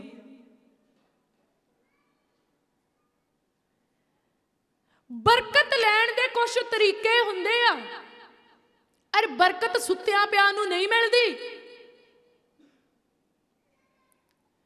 ਸੰਤ ਪੌਲੁਸ ਕੀ ਕਹਿੰਦੇ ਆ? ਕਹਿੰਦੇ ਮੈਂ ਦੁੱਖ ਨੂੰ ਝੱਲਦਾ ਰਹਿੰਦਾ ਆ, I always take pains, ਮੈਂ ਦਰਦਾਂ ਲੈਂਦਾ ਰਹਿੰਦਾ ਆ। ਉਹ ਕਿੰਨੀਆਂ ਚੀਜ਼ਾਂ ਨੂੰ ਫੇਸ ਕਰਦੇ, ਕਿੰਨੀਆਂ ਚੀਜ਼ਾਂ ਨੂੰ ਬਰਦਾਸ਼ਤ ਕਰਦੇ, ਕਿਉਂ? ਤਾਂ ਜੋ ਉਹ ਅੰਤःਕਰਣ ਨੂੰ ਸ਼ੁੱਧ ਰੱਖ ਸਕਣ। ਬਹੁਤ ਵਾਰੀ ਸਾਨੂੰ ਜਿੱਥੇ ਆਪਾਂ ਕੰਮ ਕਰਦੇ ਆ, ਚਾਹੇ ਆਪਾਂ ਕਲੀਸਿਆ ਦੇ ਵਿੱਚ ਆ, ਚਾਹੇ ਆਪਾਂ ਆਪਣੇ ਰੈਗੂਲਰ ਲਾਈਫ ਦੇ ਵਿੱਚ ਆ, ਕਈ ਵਾਰੀ ਆਪਾਂ ਨੂੰ ਮੌਕਾ ਇਹੋ ਜਿਹਾ ਆ ਜਾਂਦਾ ਆ ਕਿ ਕੋਈ ਸਾਡੇ ਨਾਲ ਰੂਡ ਹੋ ਜਾਂਦਾ ਆ, ਸਖਤ ਹੋ ਜਾਂਦਾ ਆ, ਜਾਂ ਉਹ ਸਾਡੀ ਪਰਵਾਹ ਨਹੀਂ ਕਰਦਾ, ਸਾਨੂੰ ਨਜ਼ਰ ਆਉਂਦਾ, ਔਰ ਅਸੀਂ ਕਹਿੰਦੇ ਜੇ ਇਹ ਮੇਰੀ ਪਰਵਾਹ ਨਹੀਂ ਕਰਦਾ, ਮੈਂ ਵੀ ਕੋਈ ਪਰਵਾਹ ਨਹੀਂ ਕਰਦਾ। ਤੇ ਜਦੋਂ ਆਪਾਂ ਏਲੀਆ ਤੇ ਅਲੀਸ਼ਾ ਵੱਲ ਨੂੰ ਦੇਖਦੇ ਆ, ਜਦੋਂ ਪ੍ਰਭੂ ਦਾ ਜਨ ਏਲੀਆ ਨਬੀ ਆਪਣੀ ਐਂਡ ਟਾਈਮ ਦੇ ਵਿੱਚ ਜਾ ਰਿਹਾ ਸੀ, ਅਲੀਸ਼ਾ ਉਹਨੂੰ ਫੋਲੋ ਕਰਦਾ ਸੀਗਾ। ਔਰ ਏਲੀਆ ਨੇ ਉਹਨੂੰ ਕਿਹਾ ਕਿ ਤੂੰ ਹੁਣ ਮੁੜ ਜਾ। ਜੇ ਅਲੀਸ਼ਾ ਸਧਾਰਨ ਮਨ ਵਾਲਾ ਬੰਦਾ ਹੁੰਦਾ, ਉਹਨੇ ਕਹਿਣਾ ਸੀ ਸਾਰੀਆਂ ਦੁੱਖ ਮੁਸੀਬਤਾਂ ਵਿੱਚ ਸਾਨੂੰ ਨਾਲ ਲਈ ਫਿਰਦਾ ਰਿਹਾ, ਹੁਣ ਸਾਨੂੰ ਕਹਿੰਦਾ ਪਿੱਛੇ ਨੂੰ ਮੁੜ ਜਾ, ਜਾ ਚਲਿਆ ਜਾ ਕੱਲਾ, ਫਿਰ ਦੇਖ ਲੈ ਜਿਹੜਾ ਤੂੰ ਰਣ ਜਿੱਤਣਾ ਜਿੱਤ ਲਾ। ਪਰ ਉਹਨੇ ਆਪਣੇ ਸੀਨੀਅਰ ਨੂੰ, ਆਪਣੇ ਆਗੂ ਨੂੰ, ਆਪਣੇ ਗੁਰੂ ਨੂੰ ਫੋਲੋ ਕਰਨਾ ਨਹੀਂ ਛੱਡਿਆ। ਭਾਵੇਂ ਏਲੀਆ ਨੇ ਕਿਹਾ ਜਾ ਪਿੱਛੇ ਮੁੜ ਜਾ, ਉਹ ਪਿੱਛੇ ਨਹੀਂ ਮੁੜਿਆ, ਕਿਉਂਕਿ ਉਹਨੇ ਆਪਣੇ ਮਨ ਦੇ ਅੰਦਰ ਇਹ ਰੱਖਿਆ ਕਿ ਮੈਂ ਐਂਡ ਤੱਕ ਇਹਨੂੰ ਫੋਲੋ ਕਰੂੰਗਾ, ਔਰ ਹਰ ਉਹ ਚੀਜ਼ ਜਿਹੜੀ ਇਹਦੇ ਜੀਵਨ ਦੇ ਵਿੱਚ ਹੋ ਰਹੀ ਆ ਉਹਨੂੰ ਮੈਂ ਆਪਣੇ ਜੀਵਨ ਦੇ ਵਿੱਚ ਰਿਸੀਵ ਕਰਨਾ ਆ। ਕਿੱਦਾਂ ਇਹ ਪਰਮੇਸ਼ਵਰ ਦੇ ਨਾਲ ਗੱਲ ਕਰਦਾ ਆ, ਮੈਂ ਇਹਨੂੰ ਦੇਖੂੰਗਾ ਤੇ ਮੈਂ ਗੱਲ ਕਰਨੀ ਸਿੱਖੂੰਗਾ। ਕਿੱਦਾਂ ਇਹ ਲੋਕਾਂ ਦੇ ਨਾਲ ਗੱਲ ਕਰਦਾ ਆ, ਮੈਂ ਇਹਨੂੰ ਦੇਖੂੰਗਾ ਤੇ ਮੈਂ ਲੋਕਾਂ ਨਾਲ ਗੱਲ ਕਰਨੀ ਸਿੱਖੂੰਗਾ। ਬਿਪਤਾ ਵਿੱਚ ਬਿਪਤਾ ਦਾ ਸਾਹਮਣਾ ਕਿੱਦਾਂ ਕਰਦਾ, ਮੈਂ ਇਹਨੂੰ ਬਿਪਤਾ ਦਾ ਸਾਹਮਣਾ ਕਰਦਿਆਂ ਦੇਖਾਂਗਾ ਤੇ ਮੈਂ ਬਿਪਤਾ ਦਾ ਸਾਹਮਣਾ ਕਰਨਾ ਸਿੱਖੂੰਗਾ। ਇਹ ਜਿੱਥੇ ਜਾ ਰਿਹਾ ਆ, ਇਹ ਕਿੱਧਰ ਨੂੰ ਜਾ ਰਿਹਾ, ਮੈਂ ਇਹਦੇ ਪਿੱਛੇ ਜਾਵਾਂਗਾ, ਮੈਂ ਇਹਨੂੰ ਜਾਂਦਿਆਂ ਦੇਖਾਂਗਾ ਔਰ ਮੈਂ ਜਾਣ ਦਾ ਤਰੀਕਾ ਵੀ ਸਿੱਖੂੰਗਾ। ਉਹ ਵਾਪਸ ਨਹੀਂ ਮੁੜਿਆ, ਉਹ ਫੋਲੋ ਕਰਦਾ ਰਿਹਾ। ਔਰ ਏਲੀਆ ਦਾ ਇੱਕੋ ਹੀ ਚੇਲਾ ਅਲੀਸ਼ਾ ਨਹੀਂ ਸੀ, ਉਹਦੇ ਕੋਲ ਹੋਰ ਵੀ ਚੇਲੇ ਸੀ। ਔਰ ਐਂਡ ਦੇ ਵਿੱਚ ਕੀ ਹੋਇਆ ਕਿ ਏਲੀਆ ਨੇ ਕਿਹਾ ਜੇ ਤੂੰ ਮੈਨੂੰ ਜਾਂਦੇ ਨੂੰ ਦੇਖ ਲਵੇਂ ਤਾਂ ਮੇਰਾ ਦੁੱਗਣਾ ਤੇਰੇ ਉੱਤੇ ਆਊਗਾ, ਅਨੋਇੰਟਿੰਗ, ਮਸਾ। ਔਰ ਅਲੀਸ਼ਾ ਨੇ ਡਿੱਠਾ, ਕਿਉਂ ਕਿੱਦਾਂ ਦੇਖਿਆ, ਜੇ ਉਹ ਪਿੱਛੇ ਮੁੜ ਜਾਂਦਾ, ਜਦੋਂ ਏਲੀਆ ਨੇ ਕਿਹਾ ਸੀ ਮੁੜ ਜਾ, ਫੇਰ ਉਹਦੇ ਉੱਤੇ ਹੋ ਸਕਦਾ ਜਿਹੜੀ ਉਦਾਂ ਹੀ ਸਿੱਖਣ ਦੀ ਅਨੋਇੰਟਿੰਗ ਸੀ ਉਹ ਵੀ ਪ੍ਰੋਪਰ ਵਰਕ ਕਰਦੀ ਜਾਂ ਨਾ ਕਰਦੀ। ਪਰ ਉਹਨੇ ਐਂਡ ਤੱਕ ਉਹਨੂੰ ਦੇਖਿਆ, ਐਂਡ ਤੱਕ ਉਹਨੂੰ ਫੋਲੋ ਕੀਤਾ ਔਰ ਉਹਨੇ ਡਬਲ ਅਨੋਇੰਟਿੰਗ ਦਾ ਪੋਰਸ਼ਨ ਆਪਣੀ ਲਾਈਫ ਦੇ ਵਿੱਚ ਲੈ ਲਿਆ। ਹਾਲੇਲੂਇਆ, ਸਮਝ ਆਈ ਕੁਛ? ਅੱਧ ਵਿੱਚ ਹਥਿਆਰ ਛੱਡ ਕੇ ਨਹੀਂ ਭੱਜਣਾ।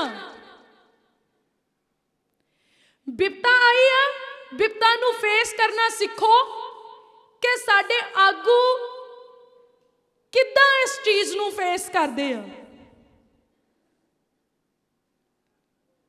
ਤੁਹਾਨੂੰ ਅਸੀਂ ਆਪਣੀ ਪੂਜਾ ਕਰਨ ਨਹੀਂ ਲਾ ਰਹੇ, ਪਰ ਪਰਮੇਸ਼ਵਰ ਦਾ ਵਚਨ ਕਹਿੰਦਾ ਆ ਕਿ ਆਪਣੇ ਆਗੂਆਂ ਵੱਲ ਵੇਖੋ ਔਰ ਉਹਨਾਂ ਤੋਂ ਸਿੱਖੋ।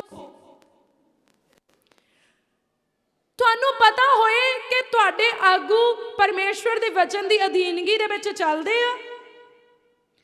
ਅਗਰ ਤੁਹਾਨੂੰ ਨਜ਼ਰ ਆ ਰਿਹਾ ਕਿ ਤੁਹਾਡੇ ਆਗੂ ਜਿਹੜੇ ਪਰਮੇਸ਼ਵਰ ਵੱਲੋਂ ਖੜੇ ਕੀਤੇ ਗਏ ਆ ਉਹ ਪਰਮੇਸ਼ਵਰ ਜੀ ਦੀ ਵਚਨ ਦੀ ਅਧੀਨਗੀ ਦੇ ਵਿੱਚ ਆ, ਪਰਮੇਸ਼ਵਰ ਦੇ ਮਨ ਦੇ ਅਨੁਸਾਰ ਚੱਲ ਰਹੇ ਆ, ਫਿਰ ਤੁਸੀਂ ਜ਼ਰੂਰ ਉਹਨਾਂ ਨੂੰ ਫੋਲੋ ਕਰੋ। ਤੁਸੀਂ ਡਬਲ ਪੋਰਸ਼ਨ ਅਨੋਇੰਟਿੰਗ ਨੂੰ ਰਿਸੀਵ ਕਰੋਗੇ। ਹਾਲੇਲੂਇਆ। ਆਪਾਂ ਦੇਖ ਵੀ ਸਕਦੇ ਹਾਂ ਪਵਿੱਤਰ ਬਾਈਬਲ ਦੇ ਵਿੱਚੋਂ ਬਹੁਤ ਸਾਰੇ ਲੋਕ ਆ ਜਿਹੜੇ ਸਧਾਰਨ ਕੌਨਸ਼ੀਅਸ ਰੱਖਦੇ ਆ, ਇੱਕ ਸਧਾਰਨ ਮਨ ਰੱਖਦੇ ਆ, ਸਧਾਰਨ ਚੇਤਨਾ ਰੱਖਦੇ ਆ। ਉਹਨਾਂ ਨੇ ਇਦਾਂ ਹੀ ਸੁਣਨਾ, ਕਹਿਣਾ ਲੈ ਹੁਣ ਸਿਸਟਰ ਵੀ ਇਦਾਂ ਕਰਨ ਲੱਗੀ ਵੀ ਸਾਨੂੰ ਫੋਲੋ ਕਰੋ। ਇਹ ਸਧਾਰਨ ਕੌਨਸ਼ੀਅਸ। ਪਰ ਵਚਨ ਸਾਨੂੰ ਸਧਾਰਨ ਜ਼ਿੰਦਗੀ ਚੋਂ ਬਾਹਰ ਨਿਕਲਣ ਦੇ ਲਈ ਕਹਿੰਦਾ ਆ ਔਰ ਉਹ ਵਿਸ਼ੇਸ਼ ਦੇ ਵਿੱਚ ਐਂਟਰ ਕਰਨ ਦੇ ਲਈ ਕਹਿੰਦਾ ਆ ਔਰ ਸਾਫ਼ ਸੁਥਰੇ ਦੇ ਵਿੱਚ ਐਂਟਰ ਕਰਨ ਦੇ ਲਈ ਕਹਿੰਦਾ ਆ। ਆਪਾਂ ਦੇਖ ਲੈਂਦੇ ਆ ਪਹਿਲਾ ਥੈਸਲੋਨੀਕੀਆ ਉਹਦਾ 5 ਨੰਬਰ ਅਧਿਆਏ ਉਹਦੀ 12-13 ਨੰਬਰ ਪੰਕਤੀ 'ਚ ਆਪਾਂ ਦੇਖਦੇ ਹਾਂ।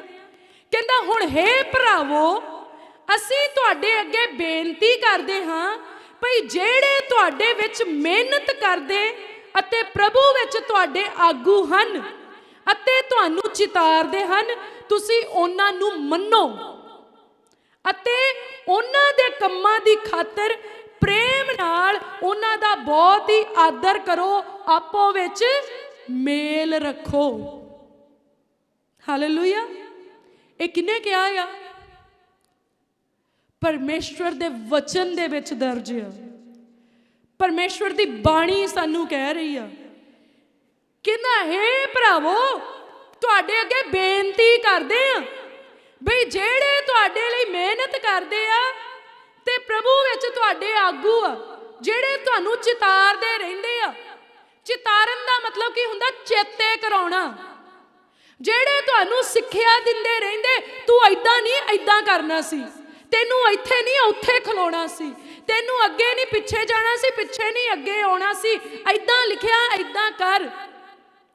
ਚੇਤੇ ਕਰਾਉਣਾ ਕਿ ਪਰਮੇਸ਼ਵਰ ਦਾ ਵਚਨ ਸਾਨੂੰ ਕੀ ਕਹਿੰਦਾ, ਚੇਤੇ ਕਰਾਉਣਾ ਕਿ ਤੁਹਾਡੇ ਫਰਜ਼ ਕੀ ਆ, ਚੇਤੇ ਕਰਾਉਣਾ ਕਿ ਤੁਸੀਂ ਹੋਣੇ ਕਿੱਦਾਂ ਦੇ ਚਾਹੀਦੇ ਆ, ਚੇਤੇ ਕਰਾਉਣਾ ਕਿ ਤੁਸੀਂ ਦਿਸਣੇ ਕਿੱਦਾਂ ਦੇ ਚਾਹੀਦੇ ਆ।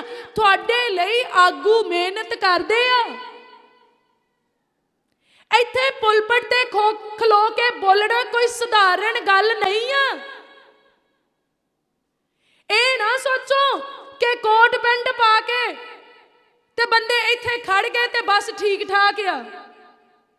ਇਹਦੇ ਪਿੱਛੇ ਇੱਕ ਵੱਡੀ ਭਗਤੀ ਕਰਨੀ ਪੈਂਦੀ ਆ, ਇੱਕ ਵੱਡੀ ਮਿਹਨਤ ਕਰਨੀ ਪੈਂਦੀ ਆ। ਏਦਾਂ ਹੀ ਨਹੀਂ ਹੋ ਜਾਂਦਾ ਕਿ ਪਰਮੇਸ਼ਵਰ ਦਾ ਬੰਦਾ ਕਹੇ ਕਿ ਯਿਸੂ ਨਾਮ ਚ ਕਹਿੰਦਾ ਦੁਸ਼ਟ ਆਤਮੇ ਜਾਣ ਤੇ ਉਹ ਨਿਕਲ ਜਾਣ। ਇਹ ਕੋਈ ਸੌਖੀ ਗੱਲ ਨਹੀਂ ਆ। ਇਹਦੇ ਪਿੱਛੇ ਇੱਕ ਵੱਡੀ ਮਿਹਨਤ ਆ।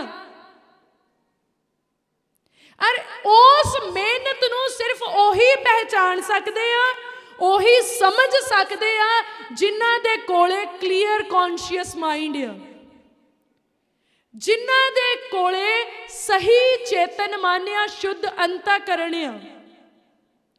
ਇਸ ਲਈ ਉਹਨਾਂ ਪਰਮੇਸ਼ਵਰ ਦੇ ਦਾਸਾਂ ਦਾ, ਜਿਹੜੇ ਪਰਮੇਸ਼ਵਰ ਨੇ ਤੁਹਾਡੇ ਲਈ ਠਹਿਰਾਏ ਆ, ਉਹ ਆਗੂ ਜਿਹੜੇ ਤੁਹਾਨੂੰ ਚਿਤਾਰਦੇ ਰਹਿੰਦੇ ਆ, ਤੁਹਾਨੂੰ ਤੁਹਾਡੀਆਂ ਗਲਤੀਆਂ ਤੋਂ ਜਾਣੂ ਕਰਵਾਉਂਦੇ ਆ, ਤੁਹਾਨੂੰ ਤੁਹਾਡੇ ਬਰਕਤਾਂ ਲੈਣ ਦੇ ਰਾਹ ਦੱਸਦੇ ਆ, ਤੁਹਾਡੇ ਲਈ ਦੁਆਵਾਂ ਕਰਦੇ ਆ, ਤੁਹਾਡੇ ਲਈ ਪਰਮੇਸ਼ਵਰ ਦੇ ਅੱਗੇ ਬੇਨਤੀਆਂ ਫਰਿਆਦਾਂ ਕਰਦੇ ਆ। ਕਹਿੰਦਾ ਉਹਨਾਂ ਦੀ ਮੰਨੋ ਔਰ ਉਹਨਾਂ ਦਾ ਆਦਰ ਕਰੋ ਅਤੇ ਮੇਲ ਰੱਖੋ ਉਹਨਾਂ ਦੇ ਨਾਲ। ਹਾਲੇਲੂਇਆ। ਸੋ ਮੈਂ ਯਕੀਨ ਕਰਦੀ ਆ ਅੱਜ ਤੋਂ ਜਿੰਨੇ ਤੁਸੀਂ ਇੱਥੇ ਮੌਜੂਦ ਆ ਔਰ ਜਿੰਨੇ ਆਪਣੇ ਘਰਾਂ ਦੇ ਵਿੱਚ ਸੁਣ ਰਹੇ ਆ, ਤੁਸੀਂ ਹਰੇਕ ਉਸ ਵਰਡ ਨੂੰ ਫੋਲੋ ਕਰੋਗੇ ਜਿਹੜੇ ਤੁਹਾਡੇ ਆਗੂ ਤੁਹਾਨੂੰ ਦੇਣਗੇ ਪ੍ਰਭੂ ਯਿਸੂ ਮਸੀਹ ਜੀ ਦੇ ਨਾਮ ਦੇ ਵਿੱਚ। ਹਾਲੇਲੂਇਆ। ਵਚਨ ਦੇ ਵਿੱਚ ਲਿਖਿਆ, ਕਹਿੰਦਾ ਕਿਆ ਹੀ ਸੋਹਣੇ ਉਹਨਾਂ ਦੇ ਪੈਰ ਪਹਾੜਾਂ ਉੱਤੇ ਸੱਜਦੇ ਆ ਜਿਹੜੇ ਪਰਮੇਸ਼ਵਰ ਦੇ ਵਚਨ ਦੀ ਸਿੱਖਿਆ ਦਿੰਦੇ ਆ, ਜਿਹੜੇ ਪਰਮੇਸ਼ਵਰ ਦਾ ਵਚਨ ਸੁਣਾਉਂਦੇ ਆ। ਕਹਿੰਦਾ ਉਹ ਕਿੰਨੇ ਆਦਰ ਦੇ ਯੋਗ ਆ। ਬਾਣੀ ਨੇ ਵੀ ਉਹਨਾਂ ਨੂੰ ਆਦਰ ਦਿੱਤਾ ਆ, ਪ੍ਰਭੂ ਦੀ ਵਡਿਆਈ ਹੋਵੇ। ਕਈ ਵਾਰੀ ਦੇਖੋ, ਜੇ ਤੁਸੀਂ ਸਧਾਰਨ ਵੀ ਲਓਗੇ ਆਪਣੇ ਆਗੂਆਂ ਨੂੰ, ਨੁਕਸਾਨ ਆਗੂਆਂ ਦਾ ਨਹੀਂ ਆ, ਕਿਉਂਕਿ ਉਹਨਾਂ ਦਾ ਮੰਨਾ ਉੱਤੋਂ ਉਤਰਦਾ, ਉਹਨਾਂ ਦੀਆਂ ਸਪਲਾਈਜ਼ ਉੱਤੋਂ ਆਉਂਦੀਆਂ, ਉਹਨਾਂ ਦੀਆਂ ਜ਼ਰੂਰਤਾਂ ਪਰਮੇਸ਼ਵਰ ਆਪਣੀ ਕਿਰਪਾ ਦੇ ਨਾਲ ਪੂਰੀਆਂ ਕਰਦੇ ਆ। ਤੁਸੀਂ ਆਦਰ ਨਹੀਂ ਕਰੋਗੇ, ਤੁਸੀਂ ਅਗਵਾਈ ਦੇ ਵਿੱਚ ਅਗਰ ਨਹੀਂ ਰਹੋਗੇ, ਤੁਹਾਡੀਆਂ ਬਰਕਤਾਂ ਰੁਕਣਗੀਆਂ, ਤੁਹਾਡੇ ਰਿਜ਼ਲਟਸ ਡਿਲੇ ਹੋ ਜਾਣਗੇ, ਨਤੀਜੇ ਜਿਹੜੇ ਆ ਉਹ ਦੂਰ ਪੈ ਜਾਣਗੇ, ਛੇਤੀ ਨਹੀਂ ਮਿਲਣਗੇ। ਜਿਹੜੀਆਂ ਪ੍ਰਾਰਥਨਾਵਾਂ ਤੁਸੀਂ ਕਰਦੇ ਉਹਨਾਂ ਦੇ ਹੱਲ ਛੇਤੀ ਨਹੀਂ ਹੋਣਗੇ ਅਗਰ ਤੁਸੀਂ ਇਹਨਾਂ ਵਚਨਾਂ ਨੂੰ ਇਗਨੋਰ ਕਰੋਗੇ। ਪਰ ਜੇ ਤੁਸੀਂ ਪਰਮੇਸ਼ਵਰ ਦੇ ਵਚਨ ਦੇ ਅਨੁਸਾਰ ਆਪਣੇ ਚਰਵਾਹਿਆਂ ਦਾ, ਜਿਹੜੇ ਤੁਹਾਨੂੰ ਰੂਹਾਨੀ ਖੁਰਾਕ ਦਾ ਚਾਰਾ ਪਾਉਂਦੇ ਆ, ਤੁਸੀਂ ਉਹਨਾਂ ਦਾ ਆਦਰ ਕਰੋਗੇ, ਆਪਣੇ ਆਗੂਆਂ ਦਾ, ਪਰਮੇਸ਼ਵਰ ਦੇ ਠਹਿਰਾਏ ਹੋਏ ਲੋਕਾਂ ਦਾ, ਤੁਹਾਡੇ ਜੀਵਨ ਦੇ ਵਿੱਚ ਆਦਰ ਕਰਨ ਦੀ ਵੀ ਇੱਕ ਬਰਕਤ ਆ ਜਿਹੜੀ ਆ ਜਾਊਗੀ। ਹਾਲੇਲੂਇਆ। 1 ਤਿਮੋਥੀਅਸ ਉਹਦਾ 5 ਨੰਬਰ ਅਧਿਆਇ ਤੇ ਉਹਦੀ 17 ਨੰਬਰ ਪੰਕਤੀ ਵਿੱਚ ਦੇਖੀਏ, ਇੱਥੇ ਲਿਖਿਆ, ਉਹ ਬਜ਼ੁਰਗ ਜਿਹੜੇ ਚੰਗਾ ਪ੍ਰਬੰਧ ਕਰਦੇ ਹਨ ਦੂਣੇ ਆਦਰ ਦੇ ਯੋਗ ਸਮਝੇ ਜਾਣ, ਪਰ ਖਾਸ ਕਰਕੇ ਉਹ ਜਿਹੜੇ ਬਚਨ ਸੁਣਾਉਣ ਅਤੇ ਸਿੱਖਿਆ ਦੇਣ ਵਿੱਚ ਮਿਹਨਤ ਕਰਦੇ ਹਨ। ਕਹਿੰਦੇ ਜਿਹੜੇ ਇੰਤਜ਼ਾਮ ਕਰਦੇ ਹਨ, ਪ੍ਰਬੰਧ ਕਰਦੇ, ਚੰਗਾ ਪ੍ਰਬੰਧ, ਉਹ ਐਲਡਰਸ, ਉਹ ਸੇਵਾਦਾਰ, ਪਰਮੇਸ਼ਵਰ ਦੇ ਉਹ ਲੋਕ, ਪਰਮੇਸ਼ਵਰ ਦੇ ਘਰ ਦੇ ਵੋਲੰਟੀਅਰਸ, ਕਹਿੰਦਾ ਉਹਨਾਂ ਨੂੰ ਵੀ ਆਦਰ ਦਿਓ, ਆਦਰ ਦੇ ਯੋਗ ਸਮਝੇ ਜਾਣ। ਕਈ ਵਾਰੀ ਸੰਗਤ ਦੇ ਲੋਕ ਲੜਨ ਲੱਗ ਜਾਂਦੇ ਸੇਵਾਦਾਰਾਂ ਦੇ ਨਾਲ, ਬਈ ਜੇ ਤੂੰ ਵਰਦੀ ਪਾ ਲਈ ਤੂੰ ਆਪਣੇ ਆਪ ਨੂੰ ਹੁਣ ਡੀਸੀ ਸਮਝਦਾ ਆ। ਮੈਂ ਕਹਿੰਦੀ ਉਹ ਉਸ ਤੋਂ ਵੀ ਉੱਤੇ ਆ। ਇੱਕ ਬੰਦਾ ਤਨਖਾਹ ਲੈ ਕੇ ਕੰਮ ਕਰਦਾ, ਉਹ ਕਿਸੇ ਤੇ ਅਹਿਸਾਨ ਨਹੀਂ ਕਰਦਾ। ਇੱਕ ਬੰਦਾ ਕੰਮ ਕਰਦਾ, ਉਹ ਕੋਈ ਤਨਖਾਹ ਨਹੀਂ ਲੈਂਦਾ, ਉਹ ਤੁਹਾਡੇ ਉੱਤੇ ਅਹਿਸਾਨ ਕਰ ਰਿਹਾ ਆ। ਔਰ ਵਚਨ ਕਹਿੰਦਾ ਉਹ ਆਦਰ ਦੇ ਯੋਗ ਗਿਣੇ ਜਾਣ ਜਿਹੜੇ ਅਰੇਂਜਮੈਂਟਸ ਕਰਦੇ ਆ, ਜਿਹੜੇ ਪ੍ਰਬੰਧ ਕਰਦੇ ਆ। ਤੇ ਕਹਿੰਦਾ ਖਾਸ ਕਰਕੇ ਉਹ ਜਿਹੜੇ ਵਚਨ ਸੁਣਾਉਂਦੇ ਤੇ ਸਿੱਖਿਆ ਦੇਣ ਵਿੱਚ ਮਿਹਨਤ ਕਰਦੇ ਆ, ਉਹ ਆਦਰ ਦੇ ਯੋਗ ਗਿਣੇ ਜਾਣ। ਪਰ ਇਹ ਗੱਲਾਂ ਆਪਣੇ ਮਨ ਵਿੱਚ ਕਿੱਦਾਂ ਆਉਣਗੀਆਂ? ਜੇ ਮਨ 'ਚ ਕੂੜਾ ਭਰਿਆ ਹੋਊਗਾ, ਉੱਥੇ ਗੁਲਦਸਤਾ ਲਿਆ ਕੇ ਰੱਖ ਦੋ, ਮੈਨੂੰ ਲੱਗਦਾ ਗੁਲਦਸਤਾ ਦਿਖਣਾ ਹੀ ਨਹੀਂ, ਫੁੱਲ ਮਹਿਕਣੇ ਹੀ ਨਹੀਂ। ਫੁੱਲਾਂ ਦੀ ਸੁਗੰਧ ਤਾਂ ਉੱਥੇ ਆਊਗੀ ਨਾ ਜਿੱਥੇ ਸਫਾਈ ਹੋਊਗੀ। ਤੇ ਜੇ ਸਾਡਾ ਮਨ ਸ਼ੁੱਧ ਹੋਊਗਾ, ਫਿਰ ਬਾਣੀ ਸਾਨੂੰ ਸਹੀ ਤਰੀਕੇ ਨਾਲ ਸਮਝ ਆਊਗੀ। ਜੇ ਸਾਡਾ ਮਨ ਸ਼ੁੱਧ ਹੋਊਗਾ, ਫਿਰ ਪਰਮੇਸ਼ਵਰ ਦੀਆਂ ਗੱਲਾਂ ਸਾਡੇ ਮਨ ਵਿੱਚ ਟਿਕਣਗੀਆਂ ਤੇ ਸਾਡੇ ਜੀਵਨ ਵਿੱਚ ਕੰਮ ਕਰਨਗੀਆਂ। ਜੇ ਸਾਡਾ ਮਨ ਸ਼ੁੱਧ ਹੋਊਗਾ, ਅਸੀਂ ਆਜ਼ਾਦੀ ਨੂੰ ਮਹਿਸੂਸ ਕਰ ਸਕਾਂਗੇ, ਉਸ ਆਜ਼ਾਦੀ ਨੂੰ ਲੈ ਸਕਾਂਗੇ। ਸਾਡਾ ਮਨ ਸ਼ੁੱਧ ਹੋਊਗਾ ਤਾਂ ਬੰਧਨ ਟੁੱਟਣਗੇ, ਮਨ ਸ਼ੁੱਧ ਹੋਊਗਾ ਤਾਂ ਚੰਗਿਆਈ ਆਊਗੀ, ਮਨ ਸ਼ੁੱਧ ਹੋਊਗਾ ਤਾਂ ਪਰਮੇਸ਼ਵਰ ਦੀ ਹਜ਼ੂਰੀ ਨੂੰ ਲੈ ਸਕਾਂਗੇ, ਮਨ ਸ਼ੁੱਧ ਹੋਊਗਾ ਤਾਂ ਪਰਮੇਸ਼ਵਰ ਨੂੰ ਦੇਖ ਸਕਾਂਗੇ। ਇਸ ਲਈ ਅੱਜ ਮੈਂ ਤੁਹਾਨੂੰ ਪਰਮੇਸ਼ਵਰ ਦੀ ਦਾਸੀ ਇਹੀ ਬੇਨਤੀ ਕਰਦੀ ਹਾਂ, ਪਲੀਜ਼ ਅੱਜ ਪਰਮੇਸ਼ਵਰ ਦੇ ਅੱਗੇ ਪ੍ਰਾਰਥਨਾ ਕਰੋ ਔਰ ਆਪਣੇ ਮਨ ਨੂੰ ਸ਼ੁੱਧ ਕਰਨ ਦੇ ਲਈ ਪਰਮੇਸ਼ਵਰ ਦੇ ਅੱਗੇ ਰੱਖ ਦਿਓ ਕਿ ਪ੍ਰਭੂ ਆਪਣੀ ਕਿਰਪਾ ਅਤੇ ਦਇਆ ਦੇ ਨਾਲ ਸਾਡੇ ਮਨ ਨੂੰ ਸ਼ੁੱਧ ਕਰ ਦਿਓ, ਤਾਂ ਜੋ ਅਸੀਂ ਤੁਹਾਨੂੰ ਦੇਖ ਸਕੀਏ, ਤਾਂ ਜੋ ਅਸੀਂ ਤੁਹਾਡੇ ਪ੍ਰੇਮ ਨੂੰ ਮਹਿਸੂਸ ਕਰ ਸਕੀਏ ਔਰ ਸਾਡੀਆਂ ਰੁਕੀਆਂ ਹੋਈਆਂ ਬਰਕਤਾਂ ਨੂੰ ਪ੍ਰਾਪਤ ਕਰ ਸਕੀਏ। ਸੋ ਪਰਮੇਸ਼ਵਰ ਦੀ ਕਿਰਪਾ ਹੁਣ ਤੋਂ ਹਮੇਸ਼ਾ ਹਮੇਸ਼ਾ ਤੱਕ ਪਰਮੇਸ਼ਵਰ ਦੇ ਚਾਹਣ ਵਾਲਿਆਂ ਦੇ ਨਾਲ ਬਣੀ ਰਹੇ। ਆਮੀਨ।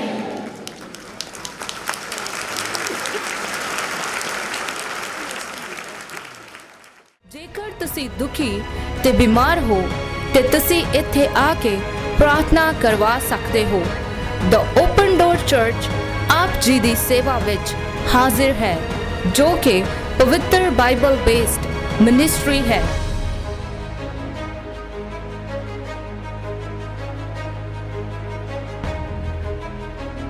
ਸੇਵਕਾਈ ਨੂੰ ਸਹਿਯੋਗ ਕਰਨ ਲਈ ਆਪਣੇ ਦਾਨ, ਭੇਟਾਂ ਤੇ ਦਸਵੰਧ ਪ੍ਰਭੂ ਦੇ ਘਰ ਖੋਜੇਵਾਲ ਸੇਵਕਾਈ ਵਿੱਚ ਭੇਜੋ। ਤੁਸੀਂ ਆਪਣੀਆਂ ਦਾਨ ਰਾਸ਼ੀਆਂ ਸਾਨੂੰ ਆਨਲਾਈਨ ਇਸ ਪਤੇ ਤੇ ਭੇਜ ਸਕਦੇ ਹੋ, ਜਾਂ ਤੁਸੀਂ ਸਾਨੂੰ ਪੇਟੀਐਮ, ਫੋਨ ਪੇ ਤੇ ਗੂਗਲ ਪੇ ਵੀ ਕਰ ਸਕਦੇ ਹੋ। ਰੱਬ ਤੁਹਾਨੂੰ ਬਰਕਤ ਦੇ।